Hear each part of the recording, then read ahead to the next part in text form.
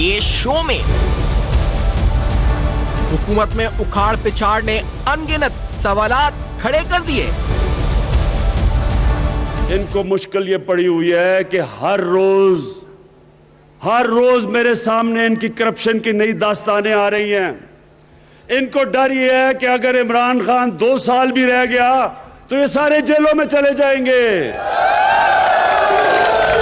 क्या उखाड़ पिछाड़ जमात के अंदर जारी खींचातानी का नतीजा या कारकर्दगी?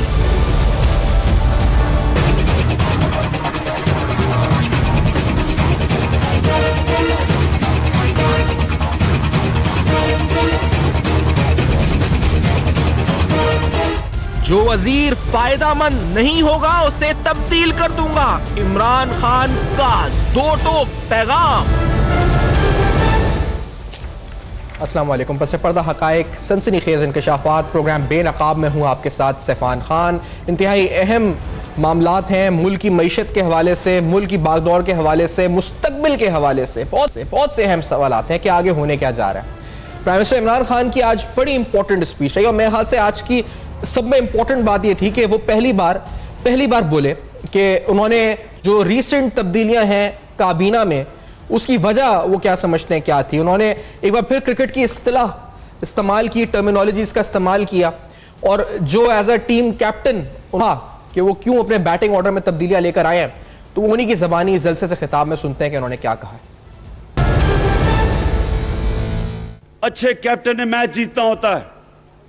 मैच जीतने के लिए वो अपनी टीम पे नजर रखता है।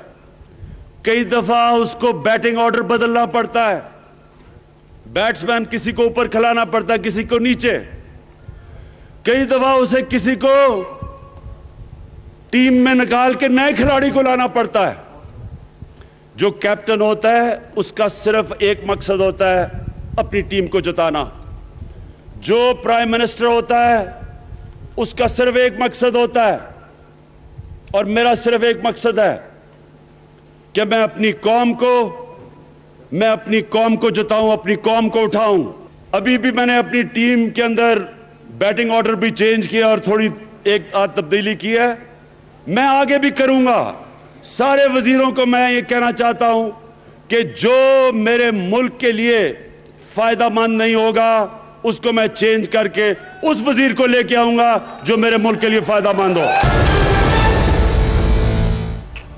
एक नोटिफिकेशन जो कुछ ही देर कबल आया जिसमें हफीज शेख साहब को हमने देखा कि as advisor to the prime minister of Pakistan on finance, revenue and economic affairs with the status of federal minister appoint किया गया विद इमीडिएट इफेक्ट।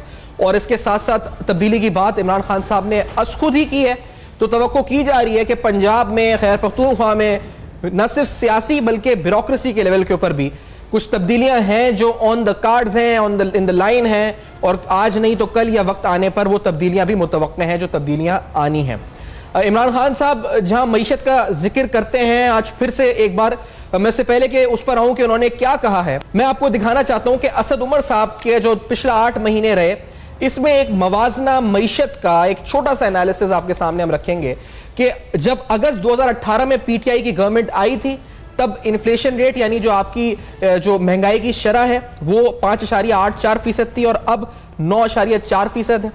इस कराची स्टॉक एक्सचेंज इंडेक्स यानी PSX पाकिस्तान स्टॉक एक्सचेंज 42,446 के लेवल पर था अगस्त 18 में, आज 36,811 पर है। डॉलर इंटरबैंक जो रेट है 124 रुपए था अगस्त 2018 में, जो कि 141 रुपए आ गया अभी मौजूदा जो इस वक्त रेट है। इसी तरह से ओपन मार्केट में 122 था तो 142 हो गया। इंटरेस्ट रेट्स यानी डिस्काउंट रेट स्टेट बैंक जो मॉनिटर करता है 7.5% थे अगस्त 2018 में, 10.75% है मौजूदा। फॉरेन डेट बैरूनी कर्जे 11.5 अरब रुपए थे अगस्त 2018 में, और ये जो है 13.221 बिलियन रुपीस है प्रेजेंट जो इस वक्त है। इस वक्त इसका स्टेटस जो आप स्क्रीन पे भी देख रहे हैं। डोमेस्टिक डेट इसमें भी इजाफा है, और इसी तरह से स्टेट बैंक के रिजर्व्स में कमी 10.23 बिलियन डॉलर से गिरकर 9.24 बिलियन डॉलर्स हुए। तो ये वो पूरी पिक्चर है असद उमर साहब के 8 माह की, जो हम बता सकते हैं कि क्या कारकर्दगी रही। और जिक्र इमरान खान साहब ने भी किया। इमरान खान साहब ने आज बताया कि पैसे ना होने की वजह से जो कैश स्केसिटी है, वो कितने इस वजह से मंसूबे नहीं अमल दरामद कर पा रहे, पैसे ना होने की वजह से क्या मुश्किलात का सामना है, क्यों अमल दरामद नहीं हो पा रहा मुख्तलिफ मंसूबों के ऊपर। तो खान साहब की जबानी ही सुनते हैं कि प्राइम मिनिस्टर क्या कहते हैं कि मईशत तो किन कंस्ट्रेंट्स का, फाइनेंशियल कंस्ट्रेंट्स का सामना है। Let's hear this. बदकिस्मती से आज हमारे पास वो पैसा नहीं है। इस मुल्क पे जो कर्जे चढ़े हुए हैं, सिर्फ दिन का कर्जों के ऊपर जो हम सूद देते हैं वो है 6 अरब रुपए से ज्यादा, सिर्फ दिन का। तो मकरूज है मुल्क, मैं उस तरह पे पैसा खर्च नहीं कर सकता जो करना चाहिए। तो आज फिर से अहम तरीन सवालात, अहम तरीन हकायक, अहम तरीन जो सवालात जिनके जरिए हम तह तक पहुंचने की कोशिश करेंगे। मसला क्या हुआ, कारकर्दगी वजह रही पीटीआई की रीसेंट कैबिनेट रीशफलिंग में, यह वजह कुछ और थी, अंदरूनी इख्तिलाफात, बैरूनी दबाव और जो नए चॉइस हैं, क्योंकि जो हुआ वो तो हुआ। अब हमारी फिक्र यह है कि जो नए चेहरे हैं ये क्या करेंगे और किस तरह करेंगे, इनका माजी क्या रहा है और माजी की कारकर्दगी की बुनियाद पर आगे क्या डिलीवर करेंगे। कुछ अहम हकायक भी बेनकाब करेंगे, कुछ अहम तज्जिए तबसरे और अहम तरीन जो सियासी पार्टीज के अहम तरीन रहनुमा हैं उनसे भी गुफ्तगू हो। लेकिन इस छोटे से ब्रेक के बाद बेनकाब में हमारे साथ रहिए।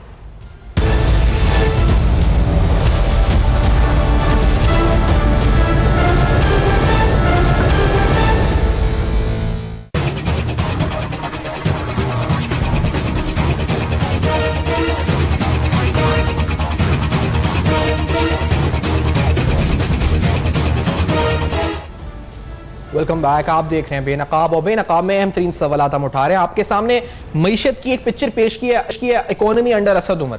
मेरे साथ सेनेटर करीम ख्वाजा साहब पाकिस्तान पीपल्स पार्टी के सीनियर रहनुमा यहाँ कराची स्टूडियोज में साथ मौजूद हैं, जनाब शौकत बसरा साहब पीटीआई से हमें लाहौर में, और जनाब दानियाल चौधरी साहब नून लीग के इस्लामाबाद में ज्वाइन कर रहे हैं। जब हम ये कहते हैं कि इकोनॉमी अंडर असद उमर, तो हम आपको बताते हैं कि अगस्त 18 में क्या इन्फ्लेशन था, स्टॉक मार्केट कहाँ थी, डॉलर इंटर बैंक और जो इंटर मार्केट है क्या इस वक्त उसके रेट्स थे, जो एक्सचेंज रेट्स थे, इंटरेस्ट रेट्स क्या थे, फॉरेन डेट, फॉरेन रिजर्व्स क्या थे, इसका जिम्मेदार कौन है। दानियाल चौधरी साहब, आज फिर इमरान खान साहब कहते हैं कर्जे जो हैं वो आप लोगों की वजह से लिए हैं। अब ये जो वजह है कि ये असद उमर साहब 8 महीने में जो माशी इंडिकेटर्स नीचे गिरे हैं, इसकी वजह आप लोग हैं या असद उमर साहब सही परफॉर्म नहीं कर सके। दानियाल साहब, आप इंटरप्रेट क्या करते हैं? दानियाल चौधरी साहब। बिस्मिल्लाहिर्रहमानिर्रहीम। देखें, पहले एक चीज़ समझने की ज़रूरत है कि हमने जितना अरसा इनकी इस्लाह करने की कोशिश की, बसरा साहब और उनकी पार्टी ने उसके बारे में तनकीद की और शोर डाला। आज उन तमाम चीज़ों की तायीद होती है जो हम कहते रहे कि आज महंगाई की शरह में अगर इजाफा हुआ है तो वो पाकिस्तान तहरीक इंसाफ की नाअहली की वजह से है। जो उस चीज़ की तायीद होती है जब हम कहते हैं कि इमरान खान इल प्लान्ड था। अगर आज महंगाई की शरह पाकिस्तान के पिछले 6 सालों में हाईएस्ट है 9.4, तो ये इनकी बैड मैनेजमेंट की वजह से है। अगर आज ऑयल और पेट्रोलियम की प्राइसेस जब दुनिया में कम हो रही हैं या बढ़ रही हैं तो इनकी मिस मैनेजमेंट की वजह से है। अगर आज आपके पास कोई मुल्क कर्जा देने के लिए तैयार नहीं है, IMF देने के लिए तैयार नहीं है, तो वो भी आपकी बैड मैनेजमेंट और बैड पॉलिसीज की वजह से है, जिस तरह आपने मार्केट को शॉक में ले गए। देखें, ये वो तमाम चीजों की तायीद होती है। और आज जब असद उमर को आप हटाते हैं तो उन तमाम चीजों को जिनको हम गलत कहते रहे उनको असल में दर हकीकत में वो सच बन गया। और जब हम कहते रहे इनकी निशानदेही करते रहे तो हमें गालियां देते रहिए, ये बुरी जुबान इस्तेमाल करते रहे, लेकिन उन्होंने मैशत के ऊपर ना देखा, ना इनके ऊपर काम किया और ना इनके पास कोई पॉलिसी थी। इनको ना पता था किस तरह चलाना है। ये तो हाथ बांध के बैठे हुए थे कि इनको लग रहा था कि जिन्होंने बैठाया है वो इनको मैशत भी चलाना सिखाएंगे, वो इनको। अब आज लोग कहते हैं कि असद उमर ने 8 महीने ट्रेनिंग हासिल की है इस मुल्क की इकोनॉमी के ऊपर, तो अब उनको क्यों हटा दिया है। लेकिन इसमें अगर किसी को हटाना चाहिए था तो इमरान खान को, क्योंकि आपके जो कप्तान हैं, आपके जो लीडर हैं, जिनका काम था लोगों को लीड करना और का काम था लोगों को आइडेंटिफाई करना, ये इमरान खान की नाअहली है। और आपके आने वाले दिनों में देखेंगे कि ना कि असद उमर को हटाने से ये एक और कुर्बानी का बकरा नहीं बना सकते, ये कोई सदका नहीं दे सकते। आप देखेंगे कि जिस तर्ज में जा रहे ये इमरान खान और पाकिस्तान तहरीक इंसाफ, अगले 8 महीने में पाकिस्तान में आपको नजर नहीं आते। ये तो आपको समझ आएगी जब ये दोबारा गर्मियों में, इस बजट के बाद गर्मियों में अपने वाटर एंड पावर मिनिस्टर को बदलाएंगे। लेकिन आप ये समझते हैं कि जो कुछ हुआ है इसकी जिम्मेदार खान साहब हैं। 1000 मेगावाट शॉर्टफॉल हुई है, ठीक है, लेकिन आप समझते हैं कि जिम्मेदार खान साहब हैं, असद उमर नहीं बल्कि इमरान खान साहब जिम्मेदार हैं फॉर एवरीथिंग जो हुआ है पिछले 8 माह में। लेकिन मैं इस बात की शौकत बस साहब आपको शामिल करना चाहूंगा, देखिए इसी बात पे बस साहब से भी इसके अच्छा दानियाल साहब बात कंप्लीट कर लें अपनी प्लीज। जी देखिए ये देखें कि इमरान खान के ऊपर तमाम चीजों का बोझ पड़ता है, क्योंकि इमरान खान की टीम थी, इमरान खान का काम था उनको आइडेंटिफाई करवाना, इमरान खान का काम था अपने टीम के अपने लोगों को होमवर्क करवाना, क्योंकि ये एक वाहिद मिनिस्टर था असद उमर जिसकी इमरान खान ने इलेक्शन कैंपेन में कहा था कि पाकिस्तानियों इसको वोट दो क्योंकि ये तब्दीली की वोट है, ये आपका फाइनेंस मिनिस्टर है।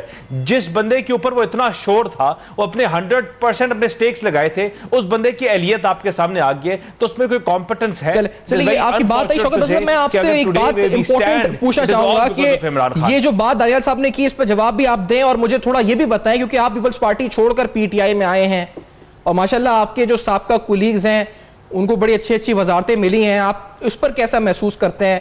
आपको ऐसा तो नहीं लगता कि आप ही की जमात दोबारा हुकूमत में आ गई है बसा साहब, और आपको कहीं ये तो नहीं फील हो रहा कि आप पीछे रह गए, आपके कुलीग्स सब माशाल्लाह वजारतों में आ गए, तो आपको कुछ मिलने वाला है या मिल चुका है बसा साहब?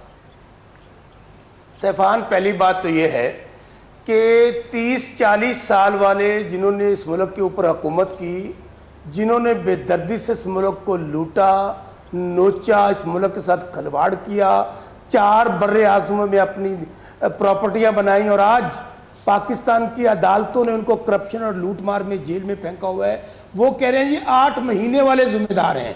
दानियाल मेरे भाई हैं, सिर्फ एक बात कहूँगा दानियाल भाई, आप ये अपनी अदाओं पे ज़रा गौर करें, हम कुछ कहेंगे तो शिकायत होगी। मुझे बताएं कि 30 अरब का जो हुकूमत, जो आज तक हुकूमत में नहीं आई पार्टी, उसको विरासत में कर्जा मिलता है, 600 करोड़ रुपया डेली सूद अदा कर रहे हैं आपके कर्जे पे, आपका कर्ज उतारने के लिए कर्ज ले रहे हैं, तो हम ही जिम्मेदार हैं। दानियाल भाई इतनी ज्यादती ना करें, हमें तो इस मुल्क के साथ इसको कहा जा रहा था कि ये डूब गया, डिफॉल्ट कर जाएगा, तनख्वाहें देने के लिए पैसे नहीं है। हमने उस वक्त इस मुल्क को संभाला। हाँ, हमें चैलेंजेस मौजूद हैं, इसलिए आज इमरान खान ने, कभी तारीख में ऐसे नहीं हुआ, लोग यहाँ पे लूट मार करते हैं, करप्शन करते हैं, इश्तिहारी हो जाते हैं। दानियाल साहब बसा साहब से गुफ्तगू एक गुजारिशों से चिमटे रहते हैं। पहले जी एक मिनट यहाँ पर इस बुनियाद पर चेंज कर दिया गया कि अच्छा परफॉर्म नहीं किया। जाहिर है ये चीफ एग्जीक्यूटिव का, एक प्राइम मिनिस्टर का हक है। बस आपको लग कैसा रहा है, आपके एक्स कुलीग्स अब आ रहे हैं कैबिनेट में, तो हाउ डू यू फील? मैं आपसे आपकी जाती राय भी पूछना चाह रहा हूं। आप पीपल्स पार्टी और पीटीआई, आप उनमें से हैं जो पीटीआई में गए, मैं उनको कैसा महसूस हो रहा है? सैफान, मैं उनको मुबारकबाद पेश करता हूं।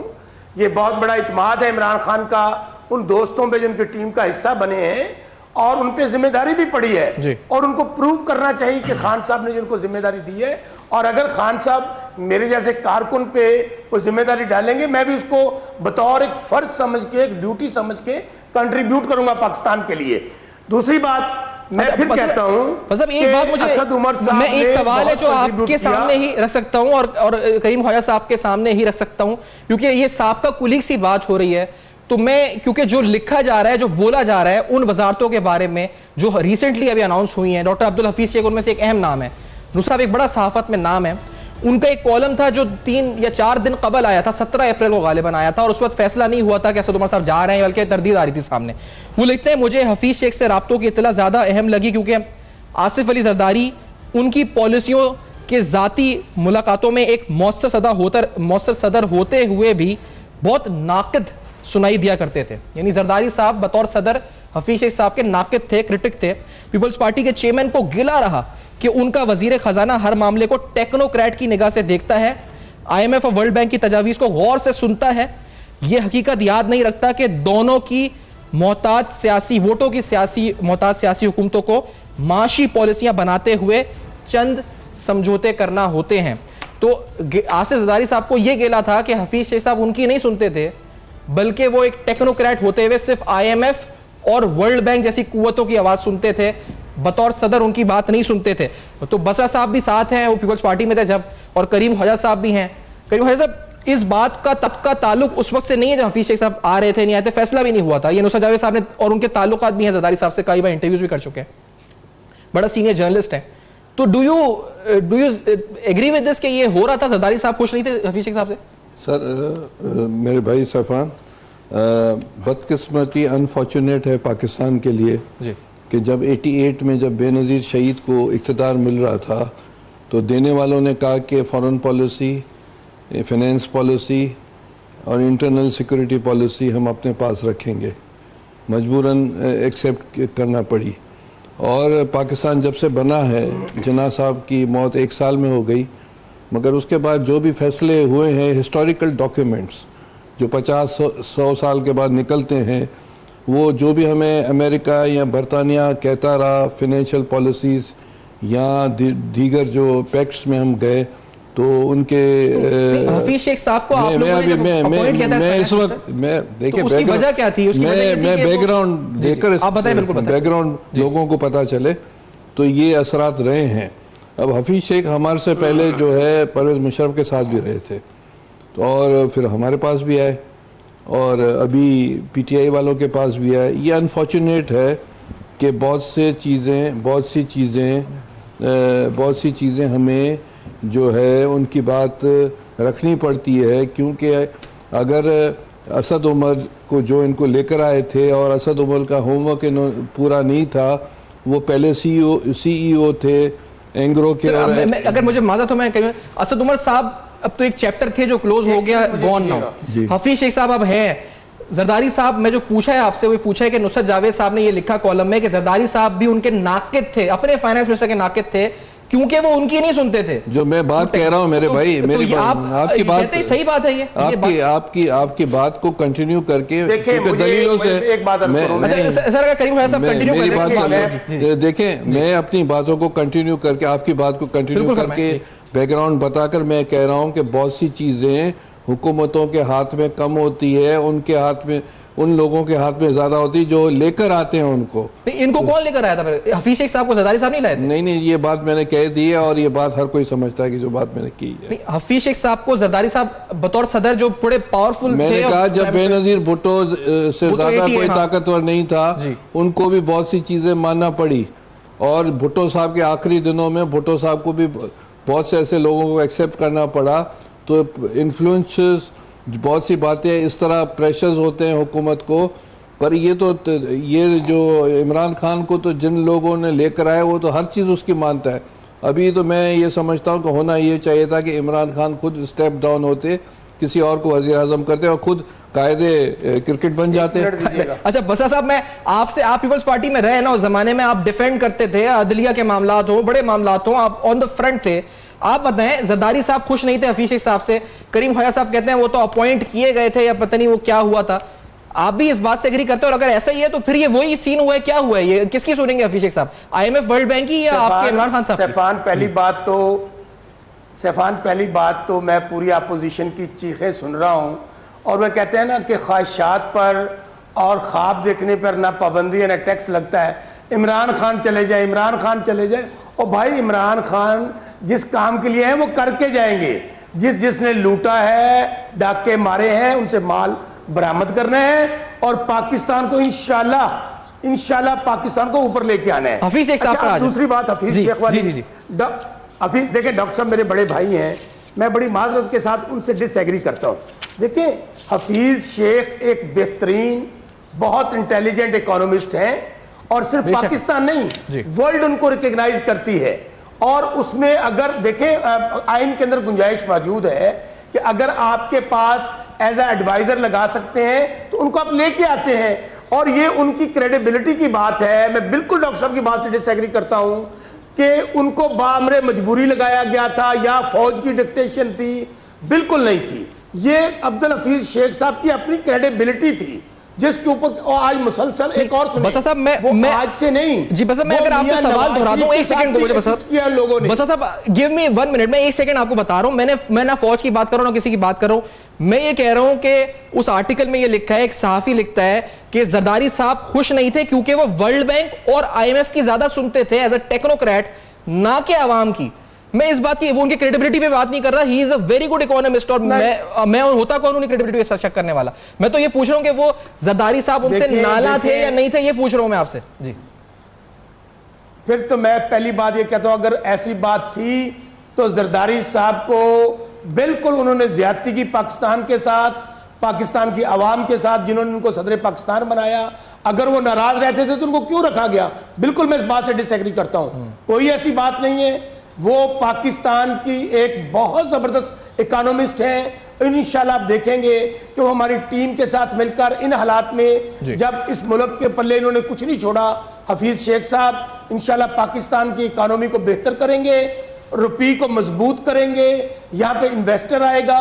और हफीज शेख साहब पे हमें मुकम्मल इत्मीनान है, मुकम्मल इत्मीनान है कि इंशाल्लाह। अच्छा, आप इस बात को डिनाई करते हैं कि ज़रदारी साहब जो है कोई उनसे नाराजगी, लेकिन करीम भाई साहब आपकी कोई इत्तला है? आप पीपल्स पार्टी में मैं ये कहता हूं कि ये हमारे भाई जो अपना बसरा साहब मेरे अच्छे दोस्त हैं, इनसे कहें कि क्या इसको इमरान खान ने मुकर्रर किया या किसी और ने मुकर्रर किया? ये बहुत बड़ा सवाल है। और मेरा ख्याल है कि इमरान खान के हाथ में कुछ नहीं है। इमरान खान को जो इशारे या हुक्म होता है वो करता है। और अभी पंजाब में भी वो होने वाला हादसा, हम चाहते हैं कि पंजाब में अगर कुछ हादसा हो तो शौकत बसरा को कम से कम मिनिस्टर तो करें। चलो फिर भी पीपल्स पार्टी का एक सर। लेकिन मैं इससे पहले दानिश चौधरी साहब आपकी तरफ भी आऊंगा। मैं इकोनॉमी की बात सर आपने की है ना बसरा साहब, और he is a very credible economist, और इस पर मुझे कोई दो राय नहीं है। लेकिन मैं बात से जरदारी साहब की पूछ रहा था कि उनकी बनती नहीं बनती थी। लेकिन एक आर्टिकल मैं रखना चाह रहा हूं अकबर जैदी साहब का, और he is also very prominent economist, और इकोनॉमिक हिस्ट्री के हवाले से बड़ी अच्छी उन्होंने बुक्स लिखी हैं। ये आर्टिकल 21 फरवरी 2013 को पब्लिश हुआ था, जब ये सुनने में आ रहा था कि हफीज शेख साहब को केयर टेकर प्राइम मिनिस्टर बनाने वाले हैं।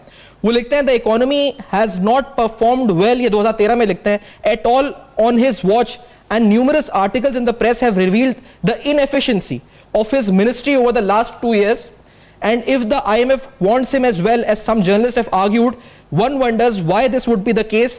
The IMF program which he was responsible for undertaking failed miserably precisely because Dr. Hafiz Sheikh was not able to take the political elected class along with him. तो इधर फिर निशानदेही हुई कि उनके मातहत आईएमएफ प्रोग्राम फेल हुआ था क्योंकि वो सियासी जो लोग थे उनको अपने साथ लेकर चल नहीं सके। उसकी मिसाल में आगे बताते हैं कि he failed to implement the RGST, जो रिफॉर्म्ड गवर्नमेंट सेल्स टैक्स था, is the high mark of his career as Pakistan finance minister. Danish Chaudhry sahab आपका कमेंट क्या होगा इस पर? अकबर जैदी साहब ये लिख रहे हैं, नुसरत जावेद साहब लिख रहे हैं जरदारी साहब की बनती नहीं थी, अब क्या होगा फिर? ये दानिश चौधरी साहब देखें जी, पहले मैं अगर एक बसरा साहब की दो चीज़ों को कमेंट दूं, with all due respect, Basra sahab जिन्होंने 40 साल 30 साल मुल्क को लूटा, जिनका आप कहते हैं, तो शायद ये कोई मेरे जैसा नौजवान कहने का हक रखता है, आप नहीं, या और लोग जो 5-5 4-4 दफ़ा इलेक्शन लड़ चुके हैं और डिफरेंट पार्टीज में रह सके हैं। आई थिंक कि मॉरली उनको ये कहना गलत है, क्योंकि आप सब अलग अलग पार्टियों के हिस्सा रह चुके हैं, वो पीपल्स पार्टी हो या कोई और पार्टी हो। और जब हम बात करते हैं बसरा साहब, हम आपकी नाअहलियों की, आपकी पार्टी की बात करते हैं, तो हम क्या बात करते हैं बसरा साहब कि आज अगर आपने 450 अरब रुपया पंजाब में टैक्स, आपका जो टैक्स डेफिसिट है वो पाकिस्तान मुस्लिम लीग नून की हुकूमत की गलती से है। जो आप अपना रेवेन्यू कलेक्ट नहीं कर सके वो हमारी गलती है। आप कहते थे कि आपको जब हुकूमत मिली तो आपको हर जगह लिखा पढ़ा मिलता था कि हुकूमत कोलैप्स की तरफ है। बसरा साहब 2017 में ब्लूमबर्ग और इकोनॉमिस्ट लिखते थे कि पाकिस्तान की जो इकोनॉमी है वो 3rd फास्टेस्ट ग्रोइंग इकोनॉमी है इन द रीजन। बसरा साहब जब आपको हुकूमत दी थी आपकी स्टॉक मार्केट $99 बिलियन की वर्थ थी। बसरा साहब आज वो हुकूमत जो है $42 बिलियन की रह गई है। वो stock market $52 billion has gone out of the stock market and your stock market has bled to death. वो भी पाकिस्तान मुस्लिम लीग नून की गलती है। आपकी जो तमाम नाअहलियां हैं, शॉर्टफॉल है, जो आपने गैस के सार्फिन को 40 लाख लोगों को गलत बिल्स दिए, वो भी हमारी हुकूमत की गलती है। बसरा साहब आप जब कंपैरिजन करते हैं असद उमर और अपने हफीज शेख की, और आप कहते हैं कि बहुत अच्छा हफीज शेख होगा, हम कैसे आपकी बात पे एतबार करें जो जिसके वकील आप लोग बने हुए थे इलेक्शन से 8 महीने पहले भी, और कहते थे कि उससे ज्यादा कॉम्पिटेंट बंदा ही नहीं है। आज उसकी इनकॉम्पिटेंस पे उस पे उठाया है, उसको हटा दिया है, तो कल तो आप हफीज शेख को भी इसी इनकॉम्पिटेंस पे हटाएंगे। मुझे खाली आप दो चीजें का जवाब दे दे बसरा साहब, और हम कहेंगे आपकी हुकूमत वाकई बहुत अच्छी है कि जो आप IMF के पास जा रहे हैं, अगर ये आप फर्स्ट स्टेज पे IMF के पास जाते और आपको 0.3-0.4% पे आपको ये टैक्स, आपको ये मिलता, सारा कुछ आपको ये लोन मिलता, बनस्बत आप 3 या 4% पे लेके गए, तो आज मैशत बेहतर ना होती? आपके पास बैलेंस ऑफ पेमेंट वापस करने के पैसे होते हैं कि आज मैशत बेहतर ना होती? अगर आज ये आप बहरान IMF की जो तमाम चीजें हैं जिनको आप अब पूरा करेंगे, अगर आपने 1 साल पहले भी इनको 8 महीने पहले पूरा कर गया होता, तो आज मैशत आपकी टेक ऑफ ना करी होती। बसरा साहब ये तमाम उन आप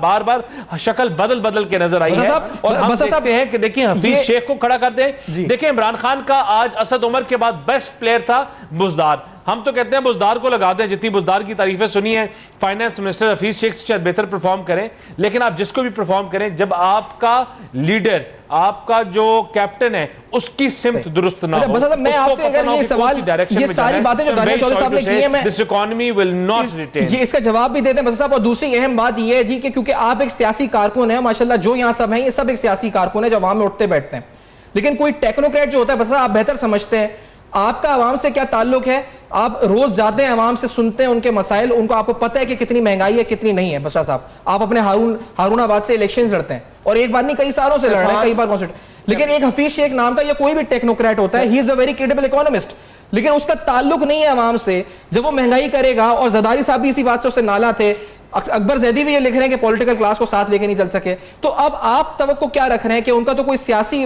पॉलिटिकल बेस भी नहीं है, वो क्यों सुनेंगे अवाम की? वो तो IMF की सुनेंगे, आपकी क्यों सुनेंगे वो? सैफान आपने और दानियल भाई ने बहुत सारे सवाल उठाए हैं। देखिए दानियल भाई को जो मुझे जब फैक्ट्स एंड फिगर बता रहे थे, जो कि प्योरली अल्फाज का गोरख धंधा है, अब मुझे तो यूं लग रहा था जैसे ये, मैं 3-4 प्रोग्राम में और बात कर चुका हूं कि ये पाकिस्तान में हुक्मरानी नहीं करते रहे हैं, ये चाइना में, हांगकांग में, स्विट्जरलैंड में या कनाडा के हुक्मरान थे। और भाई अगर ऐसा ही ये जन्नत का नक्शा पेश कर रहा था ये मुल्क, और दूध और शहद की नहरें बह रही थी, तो मुझे बताइए कि ये 30 अरब क्या कर्जा नहीं था जब आप छोड़कर गए हैं? अभी आप मेरे भाई, मुझे दानियल भाई माशाल्लाह अल्लाह ताला ने मेरे भाई को बहुत अच्छा बोलते हैं, और मैं बड़ा अच्छा इजाफा है हमारे तमाम दोस्तों में अप्रिशिएट करता हूं, लेकिन मेरा ख्याल है हमें जोशे जज्बात में हकायक को मस्ख नहीं करना चाहिए। हकायक ये है मेरे भाई, आपने वो जो कर्ज लिया जिससे आपने अपने जाती महल तामीर किए, कौम पे नहीं लगा। मुझे बता दें कि ये कौम पे कहां लगा। और एक देखिए आपने, मैं इस बात को यहीं से जोड़ूंगा सर, मुझे एक ब्रेक का कहा जा रहा है अनफॉर्चुनेटली। इस ब्रेक के बाद तो जो बसा साहब कह रहे हैं, जो इमरान खान साहब ने आज कर्जों के हवाले से कहा है, वो भी आपको सुनवाएंगे, और बहुत से हकायक, बहुत से अहम सवाल इस ब्रेक के बाद हमारे साथ रहेंगे।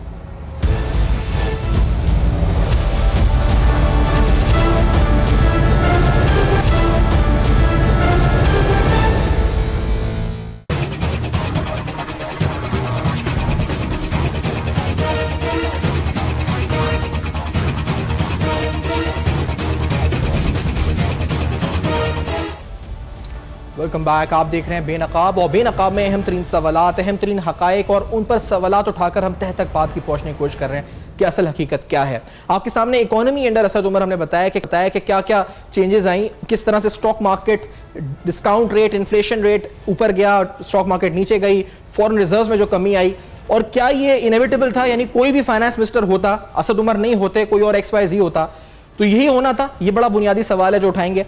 और इसके साथ साथ आज कर्जों का अभी भी इस शो में चर्चा हुआ है बहुत ज्यादा, और वैसे भी तो इमरान खान साहब वज़ीर आज़म पाकिस्तान की जानिब से कर्जों के हवाले से जो बात हुई कि हमने लिए, और जो कर्जों के हवाले से उन्होंने आज कहा अपने इस जलसे में, हम वो आपको सुनवाते हैं कि क्या कहा गया वज़ीर आज़म साहब की तरफ से। 6,000 अरब 60 सालों में पाकिस्तान का कर्जा 6,000 अरब था। 60 सालों में Mangla dam, Tarbela dam, motorway सब बनने के बावजूद पाकिस्तान का कर्जा 6,000 अरब था।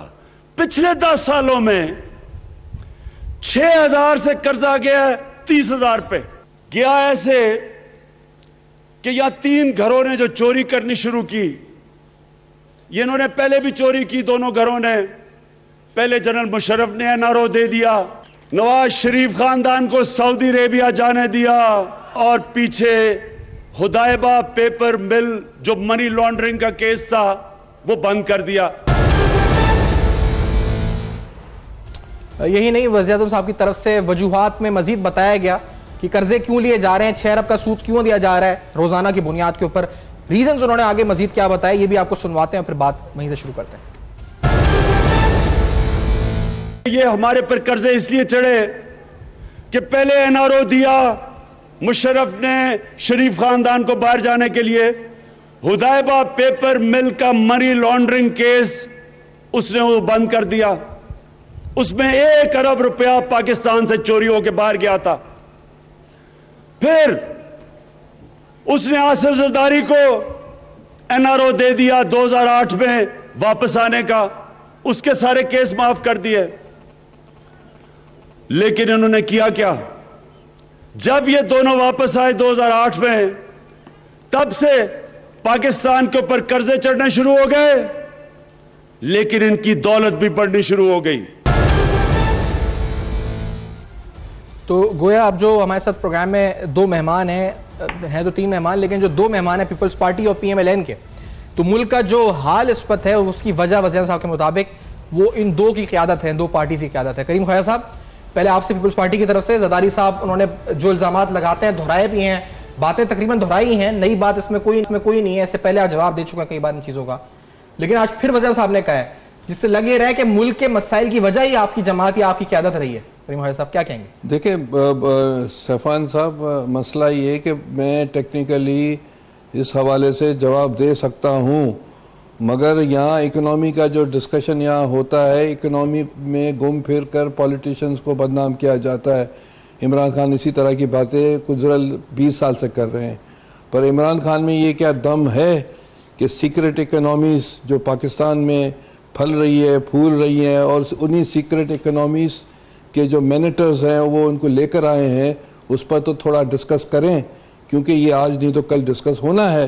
क्योंकि पाकिस्तान अगर कोलैप्स होने जा रहा है तो ये वही सीक्रेट इकोनॉमीज़ और उनके मैनेटर्स हैं जो कि इमरान खान के भी हैं, तो वो तो हम डिस्कस नहीं कर पाते हैं यहाँ। कहने का मतलब है कि अभी जब वो बने हैं हुक्मरान तो उनका काम ये है कि वो टैक्स नेट बढ़ाएं, उसमें ताकत नहीं है क्योंकि वही मैनेटर्स बीच में सामने आ रहे हैं। तो इनको सिवाय गालियों के और इस तरह की बातें करने के, और आखिर में ये होगा ये बातें कर करके खुद भी जो है लुढ़क जाएंगे। नहीं, लेकिन मैं ख्वाजा साहब आपकी बात से मैं एग्री करता हूं, लेकिन आप जो बात कर रहे हैं वो हकीकत है, लेकिन वो सिर्फ इमरान खान साहब नहीं करते। माजरत के साथ जब पीपल्स पार्टी की आदत होती है और नवाज शरीफ साहब के खिलाफ एहतसाब चल रहा था तो पीपल्स पार्टी भी सब भूल जाती है उस वक्त, यानी जिसका अच्छा वक्त आता है वो तमाम सीक्रेट इकोनॉमी और सारी बातें भूल जाते हैं, और जब वो दूर होते हैं एस्टैब्लिशमेंट से या वो मुख्तदर कुव्वतों से तो फिर ये बातें आके करना शुरू कर देते हैं। सीक्रेट इकोनॉमी अभी इमरान खान साहब ये बातें नहीं कर रहे, ये भी अलग हो जाएंगे, ये भी करेंगे। ये पीपल्स पार्टी करती है, सजानी साहब को अलर्ट करवा दिया। पाकिस्तान इस वक्त उस दोराए पर है कि बहुत से फैसले पॉलिटिकल फोर्सेस को बैठकर करने पड़ेंगे। अगर पाकिस्तान की यही हालत रही तो हमारे लिए जीना बड़ा मुश्किल हो जाएगा, और पॉलिटिकल फोर्सेस में सब पॉलिटिकल पार्टीज जो पार्लियामेंट में है और पार्लियामेंट के बाहर है उस पर डिस्कस करना पड़ेगा, वरना हादसा होगा, और इस हादसे में जिम्मेदार वही मैनेटर्स और वही लोग होंगे। पर हमें अगर पाकिस्तान जिन्ना साहब का कायदे-ए-आज़म का रखना है तो ये डिस्कस करना पड़ेगा। बाकी इमरान एक इमेच्योर आदमी है, इसको रिजाइन देकर चले जाना है। तारीख में उसका नाम आ गया कि वजीर आजम बन गया है, अभी कायदे क्रिकेट बन जाए और स्टेप डाउन हो जाए, तो वो चला जाए तो फिर कौन आ जाए, मतलब आप क्या समझ रहे हैं? क्योंकि ये कौन संभालेगा? क्योंकि इसके पास कोई विजन नहीं है, नहीं कोई प्रोग्राम है। ये अभी तक कंटेनर पर खड़ा है और कंटेनर वाली बातें कर रहा है। अब ये जो कल फैसले इसने किए, किसी और ने किए, पंजाब के फैसले ये करेगा या कोई और करेगा। अनफॉर्चुनेटली ख्वाजा साहब आपकी बात से चले, आपकी इस बात को मान लेते हैं कि अभी इमरान खान चला जाए यहाँ से, मतलब मुस्ताफी दे के हुकूमत चली जाए। आपको नहीं लगता कि अब असद उमर हो या हफीज शेख हो या शौकत तरीन हो या वो इसाक दार भी आ जाए या कोई भी आ जाए, अब आप एक IMF प्रोग्राम में आ गए हैं, अब आपको उनकी सुननी है, मईशत तो उन्होंने चलानी है, आपको ड्राइविंग सीट पे नहीं बैठना, चाहे पीपल्स पार्टी हो या PMLN हो या PTI हो, it doesn't matters at all. तो अब तो 3 साल के लिए आप उनके स्टेबलाइजेशन जैसे वो कहते हैं उसमें आ चुके हैं, तो सर वो इमरान खान के जाने से या किसी और के आने से फर्क पड़ता है कोई? देखिए, हमने पार्लियामेंट में जरदारी साहब ने स्पीच में ये कहा था कि माशियत के मसले पर एक हम बैठकर एक रोड मैप बनाते हैं जिसमें पीपल्स पार्टी भी हो, नून भी हो, पीटीआई भी हो, दीगर पार्टीज भी हो। यही बात शहबाज शरीफ ने भी की थी। उस पर इन्होंने ये कहा कि हम एनआरओ मांग रहे, भीख मांग रहे। तो ये थोड़ा सेंस करें, पाकिस्तान की इकोनॉमी को बचाने के लिए सबको बैठना पड़ेगा, बहुत सी चीज़ें करनी पड़ेंगी तब जाकर, क्योंकि ये मुल्क का मसला है, मईशत का मसला है। ये अभी कुछ सेंस करें, बहुत सी चीज़ों को साथ लेकर मसले हल होते हैं। नहीं सर, वो ये कहते हैं कि आप लोगों ने कहीं पर जो है वो रेमिटेंसेज, मुश्ताक चीनी निकल रहा है तो उसके जरिए टीटीज गए हैं तो रेमिटेंसेज आई हैं, कहीं ओमनी ग्रुप निकल रहा है तो उसके जरिए पैसे गए, और एक नहीं 500 अरब रुपए गए फिक्सेस अकाउंट्स के जरिए, बैंक्स बाकायदा बनाए गए उनको इस्तेमाल करने के लिए। तो वो कहते हैं क्या बात करें आपसे कि पैसे तो आप लोगों ने बाहर भेजे, तो आप ही से बात करें कि भाई ये चार्टर ऑफ इकोनॉमी बनाओ, वो ये बोलते हैं आगे। नहीं तो फिर किससे बात करेंगे? वो जो इनको मैनेटर्स जो लेकर आए वो उनके मसले हल करेंगे, मसले पॉलिटिकल आदमी हल करेंगे, पॉलिटिकल पार्टीज करेंगी, और पॉलिटिकल पार्टीज का फैसला अदालतें कर सकती हैं या अवाम कर सकते हैं। ये जो टॉक शोज बैठकर या जो ये कंटेनर पर खड़े होकर मसले हल नहीं हो सकते। इस मसले का हल है सारी कौम को, सब पॉलिटिकल फोर्सेस को बैठकर फैसले करने पड़ेंगे कि इकोनॉमी से किस तरह फ़ायदा हो सकता है। इसके सिवा और कोई हल नहीं है मेरे दानिस्ता और मेरे कॉन्शियस के हिसाब से। उसका हल यही है, ये बातें करने से और ये एक को हटाकर दूसरे को लाने से। हम बदकिस्मती है कि यहाँ हमेशा IMF या उन लोगों की मर्ज़ी से जो लोग फाइनेंस मिनिस्टर्स और जो वक्ती तौर पर प्राइम मिनिस्टर्स बनते हैं और मसले हल नहीं होते, तो कभी ना कभी तो पार्लियामेंट को या लोगों को या पॉलिटिकल पार्टीज को फैसला करना पड़ेगा। एक बात से आप एग्री करेंगे ख्वाजा साहब कि मैं इससे पहले दानिया चौधरी साहब का भी ओपिनियन उस पे कि now economy is directly in the control of IMF। Hafeez Shaikh sahab के बाद खान साहब का उसमें कितना से है, अवाम का जो पॉपुलर सेंटिमेंट है वो कितना है, वो मुश्किल है। एज अ टेक्नोक्रेट ज्यादा अब उनकी चलेगी IMF वर्ल्ड बैंक की, ये हम कह सकते हैं। नहीं, उसका मसला अभी भी हल हो सकता है कि जब पार्लियामेंट में जो पार्टीज हैं वो बैठकर एक कंसेंसस बनाएं बैठकर और फैसला करें, तो हो सकता है कि बहुत से मसले हम इस तरह हल कर सकते हैं। हमने भी हल किए थे बहुत से मसले फ़ायदे वाले, दीगर पार्टीज ने भी हल किए थे, और हमें ट्रस्ट करना चाहिए अपने आप पर बजाय। आप जब कह रहे हैं ना आपने हल किए थे, जैसे मैंने एक आर्टिकल कोट किया था अकबर जैदी साहब का, तो अकबर जैदी साहब उसमें जो कहते हैं कि IMF प्रोग्राम हफीज शेख साहब का जो था वो फेलियर था। उसकी वजह ये थी कि पॉलिटिकल क्लास को साथ लेकर नहीं चल सके, और उस फेलियर में आपको याद होगा RGST जिस पर MK वहां पे खिलाफ हो गई थी जब आपकी हुकूमत थी, और आप रिफॉर्म GST लाना चाह रहे थे, लेकिन तमाम कुव्वतें सियासी उसके खिलाफ हो गई थी और उसको नहीं लाने दिया गया था। वैट का निजाम आप लोग लाना चाह रहे थे रिटेल सेक्टर में, वैट वैल्यू एडेड टैक्स का, तो वो हफीज शेख साहब इंप्लीमेंट नहीं कर सके थे। अब अगर आज वो करेंगे इंप्लीमेंट, आप साथ देंगे पीपल्स पार्टी उनका? देखिए, इस सिलसिले में पार्लियामेंट में वो बात कर सकते हैं, और मैं तो इस पोजीशन में नहीं हूँ, मगर पार्लियामेंट में लोग आएँ, ये चीज़ें रखें तो डिस्कस हो सकता है। पाकिस्तान की बेहतरी के लिए बहुत सी चीज़ें डिस्कस हो सकती है, और इसका हल सिर्फ ये है कि सब बैठकर एक फ़ैसला करेंगे, तभी कुछ ना कुछ पाकिस्तान की इकोनॉमी को फ़ायदा होगा, वरना कोलैप्स की तरफ हम जा रहे हैं। दानिया चौधरी साहब, आप क्या यही फिर चार्टर ऑफ इकोनॉमी शहबाज शरीफ साहब ने बात की है, लेकिन खान साहब इसको इंटरप्रेट करते हैं इन NRO। आप जब कहते हैं चार्टर ऑफ इकोनॉमी, खान साहब इंटरप्रेट करते हैं NRO। अब ये इंटरप्रिटेशन का मसला है, और ये आपकी नीयत सही है, आप वाकई में चार्टर ऑफ इकोनॉमी चाहते हैं या NRO चाहते हैं? दानिया चौधरी साहब देखें जी, पहले तो जो खान साहब आज बात कर रहे थे, इनकी पूरी पार्टी मैं ना मानू ब्रिगेड है। इनसे आप जिस चीज़ का सवाल पूछे, जिस चीज़ को क्वेश्चन करेंगे, तो आगे से कहेंगे मैं ना मानू, मैं ना मानू, मैं ना मानू। देखें, ये एक बच्चे की तरह इन्होंने रोना शुरू किया हुआ है। इमरान खान साहब और इनके पार्टी के लोग बार बार कहते हैं कि हमने 30 अरब रुपया लिया कर्जा।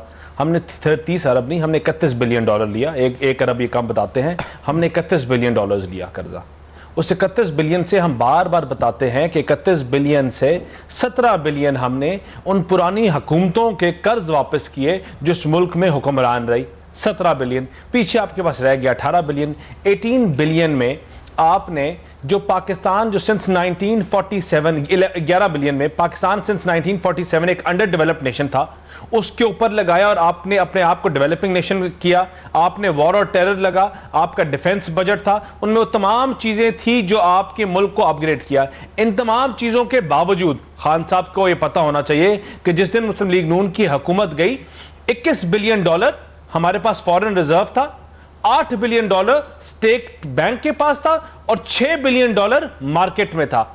हम पेट्रोल को भी सब्सिडाइज कर रहे थे, हम बिजली को भी सब्सिडाइज कर रहे थे, महंगी बिजली सस्ती बेच रहे थे, गैस को भी कर रहे थे, हम यूरिया को भी सब्सिडाइज कर रहे थे, गंदम को भी कर रहे थे, हम कॉटन को भी कर रहे थे, हम शुगर केन मालकान को भी सब्सिडाइज कर रहे थे कि गरीब बंदे को लुक आफ्टर करें। और इन तमाम चीजों के बावजूद हमारे पास पैसा था, इसको कहते हैं मैनेजमेंट। ये हमने मैनेजमेंट की, इस चीज को इस मैशत को आगे लेके गए। गरीब बंदे की हमने कमर नहीं तोड़ी।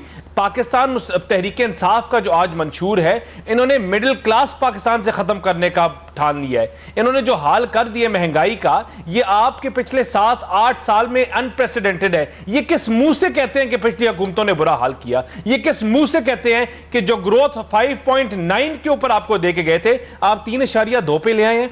आज वर्ल्ड बैंक कहता है कि मुझे 10 लाख के साथ आपको बेरोजगार हुए हैं। आपने नौकरियों का वादा किया था और मेरी उम्मीद होता है कि पीटीआई आपको यहाँ पे बसा साहब इस वक्त शायद राब्ता उनसे है नहीं, हमारा वो लाइन डिस्कनेक्ट है। लेकिन सर, आप जब कहते हैं आपने गरीबों को नहीं निचोड़ा, तो आपने जो 4,000 अरब रुपए टैक्स कलेक्शन बढ़ाई अपनी, वो कौन से आपने अपना टैक्स बेस बढ़ाई? आपने उन्हीं लोगों से 2,000 अरब रुपए ज्यादा कलेक्ट किए जो ऑलरेडी टैक्स देते थे ना, इनडायरेक्ट टैक्सेस बढ़ा के। साहब, आपने कौन सा आपने जाके एग्रीकल्चर वालों को पकड़ा या रियल एस्टेट में आपने कुछ नया इक़दाम? जीएसटी लगाया, हमने मेक श्योर किया कि जो बिग मैन्युफैक्चरिंग गुड्स हैं आप उनसे करें। आपने इंडस्ट्रियलिस्ट से टैक्स कलेक्ट किया और आपने एक प्रोसीजर बनाया। आपने देखे, मेरे घर के पास मैंने 33 लाख रुपया टैक्स दिया है। मेरे घर के बाहर रोड खराब हुई है पिछले 8 महीने से, किसी ने एक उसके ऊपर 10,000 का जो होता है ना सीमेंट डाल के पक्की करते हैं, लुक डालते हैं, वो नहीं डाल सके। 8 महीने में इनकी हुकूमत को कोई टैक्स देगा? लेकिन दानियाल साहब, ये जो लोग खुशी से टैक्स दे रहे जो आपके लीडर्स के एसेट्स बढ़े हैं इस वक्त रेमिटेंसेस की बुनियाद पर, कौन टैक्स देगा? वो सवाल भी तो अपनी जगह रुक गया ना। आपके पास गैस नहीं है, बिजली नहीं है, आपकी क़यादत के एसेट्स जो बड़े रेमिटेंसेस की बुनियाद पर, आपके हालात साहब, वो भी तो एक सवाल रख दिया ना खान साहब ने। Remittances were the basis of all the assets, majority of assets जो हमजा शहबाज या सलमान शहबाज ने बनाए, तो वो सवाल तो अपनी जगह रुक गया वहां आके, उसने भी तो सवाल उठा दिया। समझ नहीं आया मुझे दोबारा।